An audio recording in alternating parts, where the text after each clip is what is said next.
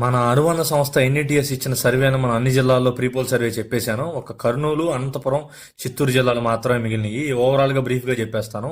మొత్తం 14 అసెంబ్లీ సెగ్మెంట్లు ఉన్న కర్నూలు జిల్లాలో Telugu Desam party 3, YSR Congress party 9, keen కంటెస్ట్గా 2 ఉన్నాయి. ఆ కీన్ కంటెస్ట్ కూడా శ్రీశైలము, డోను. తర్వాత ఉమ్మడి అనంతపురం జిల్లాలో మొత్తం 14 సీట్లు ఉన్నాయి. ఇక్కడ 6 Telugu Desam party, 4 YSR Congress party, 4 keen కంటెస్ట్గా ఉన్నాయి. అది ఒకటి గుంతకల్లు, సింగనమల, రాప్తాడు మరియు కదిరి. రాప్తాడులో కొంచెం కష్టపడితే అయిపోయింది ఎలక్షన్, సున్నితంగా చేసుకోగలరు. తర్వాత చిత్తూరులో మొత్తం 14 అసెంబ్లీ సెగ్మెంట్లు ఉన్నాయి. అందులో 6 Telugu Desam party, 5 YSR Congress party, 3 keen కంటెస్ట్గా ఉన్నాయి. అది ఒకటి తంబలపల్లె, 2 మదనపల్లె, 3 తిరుపతి. ఈ ఓవరాల్గా మొత్తం నేను అన్ని జిల్లాలకు గాను ఎవరెవరు ఏ సీట్లో ఏ క్యాండిడేట్ ఎవరు గెలుస్తారనేది ప్రీపోల్ సర్వే మొత్తం చెప్పేశాను. ఎంత కౌంటు ఏంటనేది మీరు చూసుకోండి. మా అంచనా ప్రకారం అయితే కూటమి ప్రభుత్వం ఏర్పడబోతుంది. 108కి ఒక్క సీటు కూడా తగ్గే పరిస్థితి అయితే లేదు. ఇదైతే మా అంచనా చెప్పేశాము.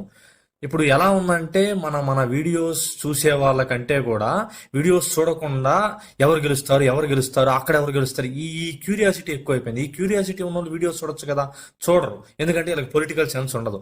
కూర్చొని కప్పటరాళ్ళ తిప్ప నుంచి అమెరికా వచ్చాడు ఒక ఆయన 5 ఏళ్ల నుంచి, ఆయన నాతోటి పలానా సో గవర్నమెంట్ వచ్చిందని చెప్పాడు. నిజమా?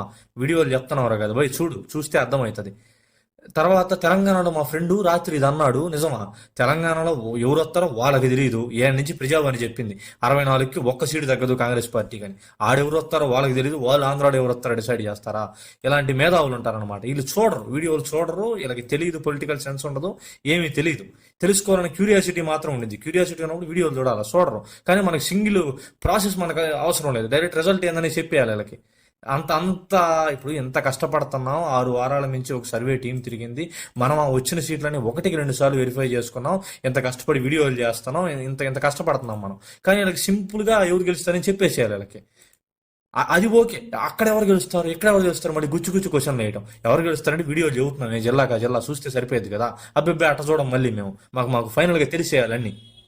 గొర్రెల్లో కూడా అడ్డదిడ్డాలు గొర్రెలు ఉన్నారబ్బా. ఇలా చూస్తుంటే అసలు ఇలా ఆలోచన విధానం ఎలా ఉంటాయంటే, కప్పట్రాళ్ళ తిప్ప నుంచి 5 ఏళ్ల క్రితం అమెరికా అయినోడికి ఆంధ్రాలో ఏం జరుగుతుందో తెలుస్తుందా?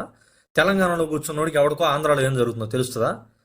మళ్ళీ ఇక్కడ కూర్చొని మళ్ళీ అది అట్లంట ఇది ఎట్లంట అరుగుల మీద లింగిలు కట్టుకుని కూర్చునే ఒక ఆయనకి రాష్ట్రం అంతా ఏం జరుగుతుందో తెలుస్తుందా? వాళ్ళ ఊరు వరకు తెలియవచ్చు, రాష్ట్రం అంతా తెలుస్తుందా? ఈ సెట్ ఆఫ్ మైండ్ సెట్ ఉన్న పీపుల్ ఉంటారనమాట. వీళ్ళకి మనం కన్విన్స్ చేయలేం. వీళ్ళు ఏంటంటే గొర్రెలు. కప్ప గాల్లోకి లేచి గద్దను మింగింది మామ అంటే అవునని చెప్పాలి మనం. వీళ్ళతో మనం ఆర్గ్యుమెంట్ చేయకూడదు. ఎందుకంటే వీళ్ళకి గొర్రెలు, వీళ్ళకేం తెలియదు. కాబట్టి ఓవరాల్గా మేము చెప్పదలుచుకున్న విశ్లేషణ అయితే ఇది అయిపోయింది. మీరు దీనికి కమిట్ అయిపోండి. మనం జూన్ 4 తర్వాత చూసుకుందాం. ఈ లోపు ఎగ్జిట్ పోల్స్ కూడా ఇవ్వడానికి ప్రయత్నిస్తాం.